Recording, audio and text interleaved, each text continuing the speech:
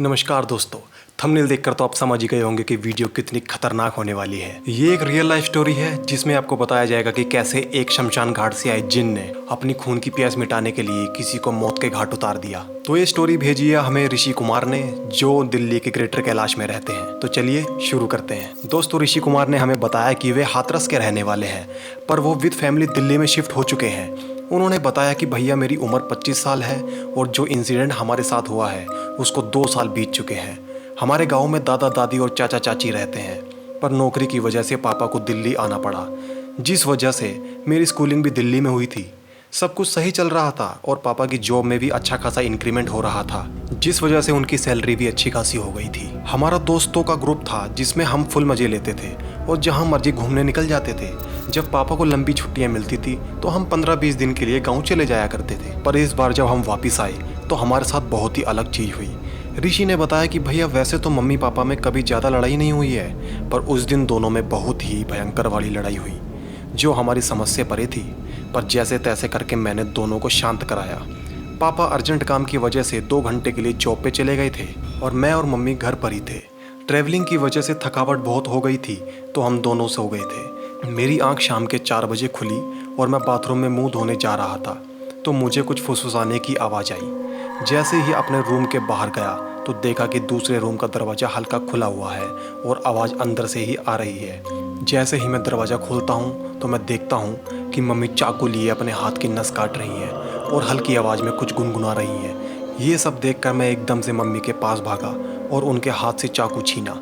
जैसे ही मैंने उनके हाथ से चाकू लिया, उन्होंने मेरी तरफ देखकर बहुत ही डरावनी स्माइल दी, जिसे देखकर मैं डर गया। पर मैं अभी भी समझ नहीं पा रहा था कि ये सब हो क्या रहा है। मैंने एकदम गुस्से में मम्मी को डांटा कि आपका दिमाग खराब हो गया है, आप ये क्या कर रही थी। और मैं अपने हाथ से उनके हाथ का खून रोक भी रहा था। उन्होंने मेरे कोई भी सवाल का जवाब नहीं दिया, बस वो कंटिन्यूसली गुनगुना ही रही थी।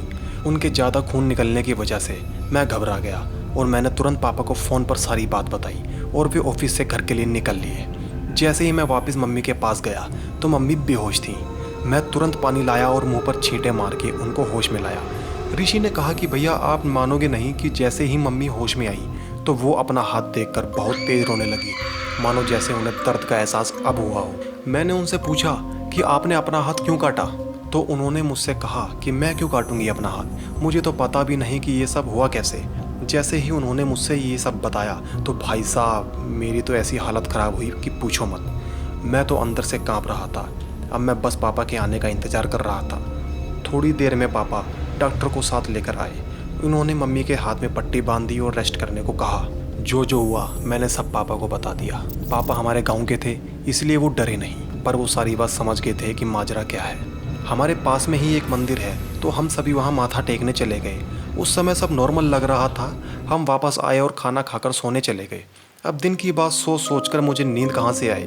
नींद लाने के लिए मैं फ़ोन यूज़ करने लग गया। रात के 1:30 बज चुके थे। अचानक एकदम से दूसरे कमरे से किसी आदमी के चिल्लाने की आवाज़ आई। मैं हड़बड़ाहट में उठा और सबसे पहले सारी लाइट्स ऑन की, क्योंकि आप सब जानते हैं कि डर के हमारे क्या हाल होता है। मैंने जब अच्छी तरह सुना तो आवाज़ मम्मी पापा के रूम से आ रही थी। उनके रूम में अंधेरा होने की वजह से मुझे कुछ साफ नज़र नहीं आ रहा था, पर मैं जैसे ही उनके रूम में गया और लाइट ऑन की तो मैं देखता हूँ कि मम्मी चाकू लेकर पापा का हाथ काट रही हैं। उनकी हालत कुछ ऐसी थी कि खुले बाल और उनके मुंह पर पापा का खून लगा हुआ था। जैसे मैं उनके हाथ से चाकू छीनने भागा, उन्होंने चाकू मेरी तरफ चलाने शुरू कर दिए।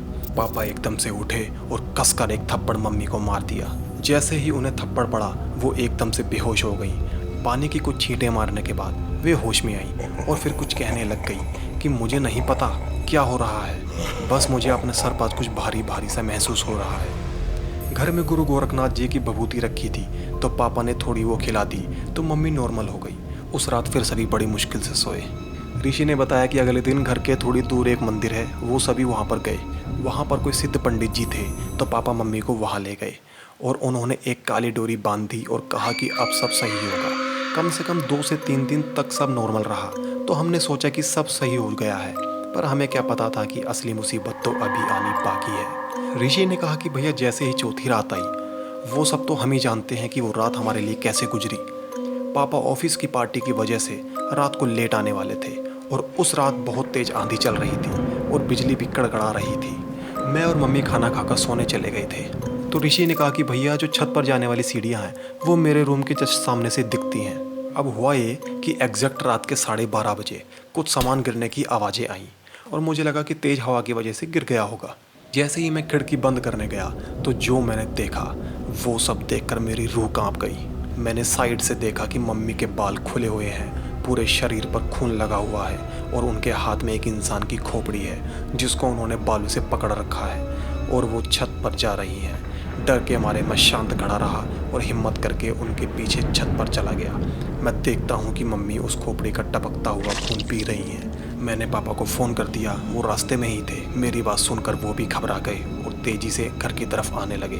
तो जैसे ही उन्होंने पापा की कार आते देखी तो वो एकदम से छत से कूद गईं। पर घर के साथ ही एक पेड़ था जिसकी टहनियाँ हमारी छत पर आती थीं, तो वो पेड़ की टहनियों से टकराती हुई नीचे गिर गई और उन्हें ज़्यादा चोट नहीं आई। मैं भी एकदम से नीचे भागा और पापा भी मम्मी को देखकर एकदम से कार से निकल कर आए। गिरने के बाद मम्मी बेहोश हो गई थी, जिसके बाद पापा ने उन्हें रात ही पास के छोटे से हॉस्पिटल में एडमिट करवा दिया था। हम सभी सारी रात वहीं रुके।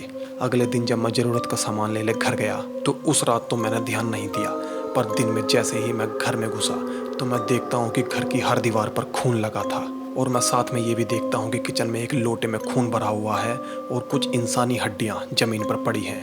और बाहर पेड़ के पास गया तो देखा कि जो खोपड़ी मम्मी के हाथ में थी वो भी वहाँ पर नहीं थी। मैंने तुरंत सामान लिया और हॉस्पिटल पहुँच गया।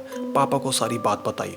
पापा भी ये सब कुछ सुन के दंग रह गए कि ये हमारे साथ चल क्या रहा है।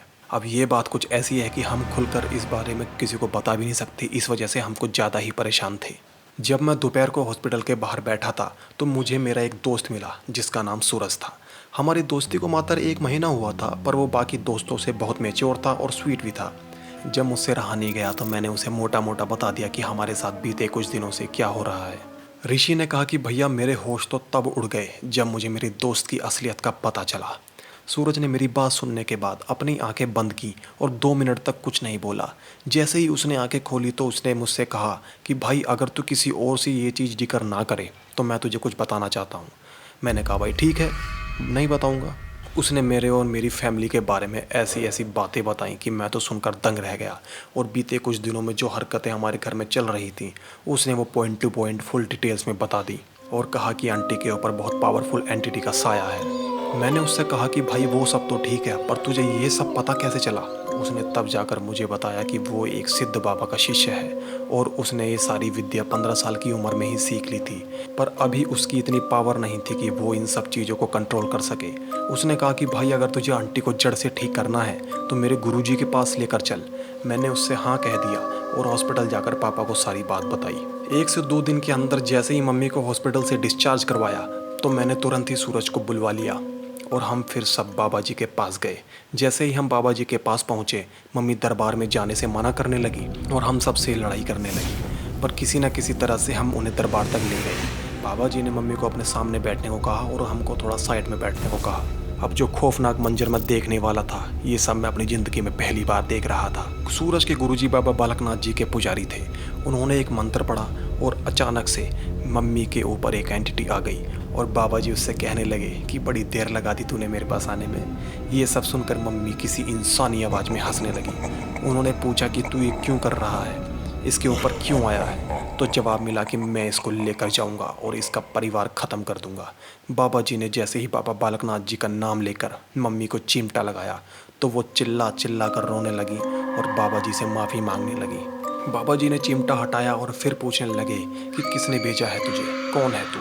तो जो जवाब मिला दोस्तों, उसे सुनकर मेरी रूह कांप गई। एंटिटी ने कहा कि मैं एक जिन हूँ और मुझे शमशान घाट से बुलाया गया है सिर्फ और सिर्फ इन सब को बर्बाद करने के लिए। तो यह सब कहकर मम्मी फिर से बेहोश हो गई। ये सब सुनकर बाबा जी ने हमसे बताया कि हमारे घर पर किसी ने जिन्नात शक्ति छोड़ी है ताकि हम बर्बाद हो जाएं, पर यह सब मेरे पापा के लिए किया हुआ था, गलती से मेरी मम्मी के ऊपर हो गया। ये सब सुनकर मेरे पापा एकदम से दंग रह गए। उन्होंने बताया कि ये सब तेरे चाचा ने किया है क्योंकि उससे तुम्हारी तरक्की देखी नहीं जा रही थी।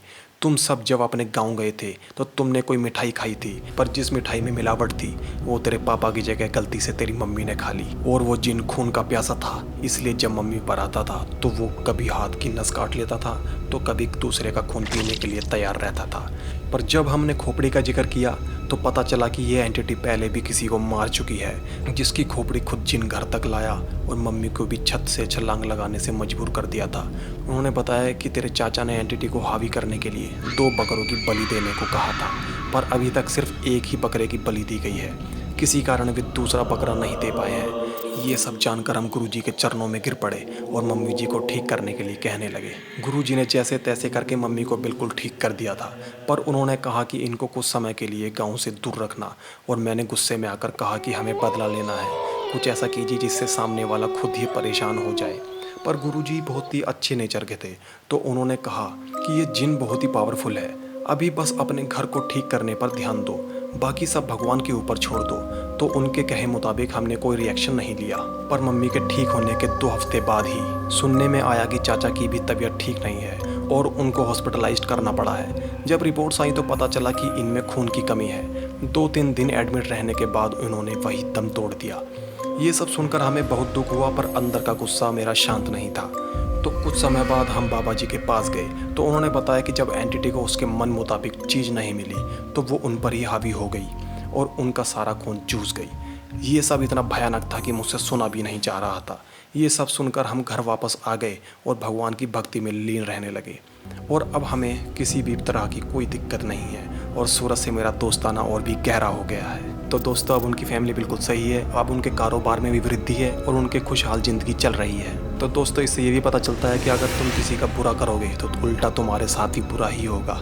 पहले समय में तो बाहर वालों से सावधान रहना पड़ता था, पर आज के समय में तो घर में ही हम सुरक्षित नहीं हैं। तो दोस्तों, ये स्टोरी यहीं तक थी। उम्मीद करता हूँ कि आपको ज़रूर पसंद आई होगी। अगर आपके साथ भी कोई रियल लाइफ खोस्ट एनकाउंटर हुआ है और मेरे थ्रू लोगों को अवेयर करना चाहते हैं तो डिस्क्रिप्शन में मैंने अपनी जीमेल दी हुई है, आप उस पर अपनी स्टोरी भेज सकते हैं। तो दोस्तों, चैनल को शेयर और सब्सक्राइब जरूर करें। जल्दी मिलते हैं आपसे एक नए एपिसोड में, तब तक के लिए राम राम।